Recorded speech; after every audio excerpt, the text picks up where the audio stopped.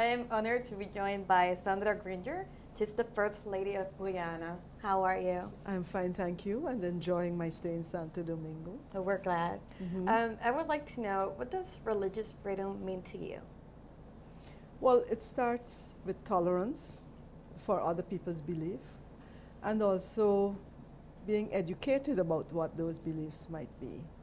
So the two things go in tandem. If you're educated about another person's religious beliefs, you can learn to be tolerant about them, because most of the major religions in the world have the same tenets of fraternity, treating others like yourself, and so on. So I think there's a lot of commonality, but especially for the people in the Caribbean, which has a history of slavery and indentureship,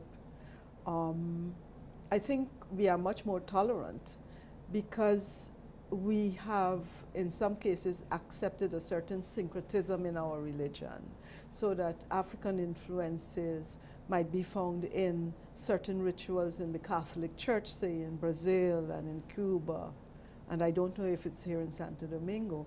We have our indigenous people's beliefs also playing a role in how we view our world, and that helps us to lean towards sustainable development. So those are things that make up our culture and make the Caribbean a particularly, I think, tolerant place for religious freedom. And in that sense, what better do you see in having an academic place host and having this event? What part do I, an academic? Yeah, an academic place hosting this type of event, having these discussions.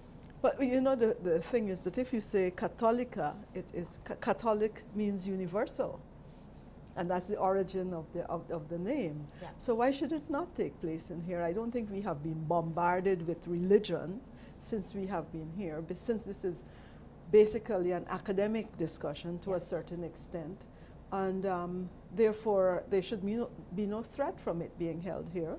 Our hosts have been very amiable and friendly to us.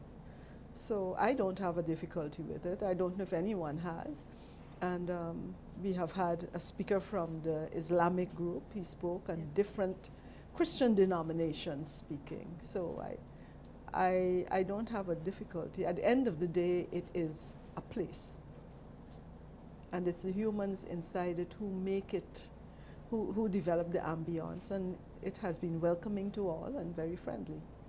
And coming from Guyana, I don't know if it's your first time here. This is my first visit to Santo Domingo, yes. Mm-hmm. How has the experience been in the symposium and in the country? Yes, well, unfortunately it rained every day since I've been here, but I was privileged to go to the colonial city and to witness and experience some of the historic development of Santo Domingo, which is quite enlightening, because you can learn history, but until you see aspects of it in daily life and understand the architecture, the influences, and I noted quite a few Moorish influences in the Spanish architecture, and of course the colonial element, the piracy of Drake and so on. So it's been quite educational, informative, and the people have been always very friendly. And of course the food is terrific. Awesome. Well, we're glad to have a great experience here. Yes. We hope you have more days to come to be great as well.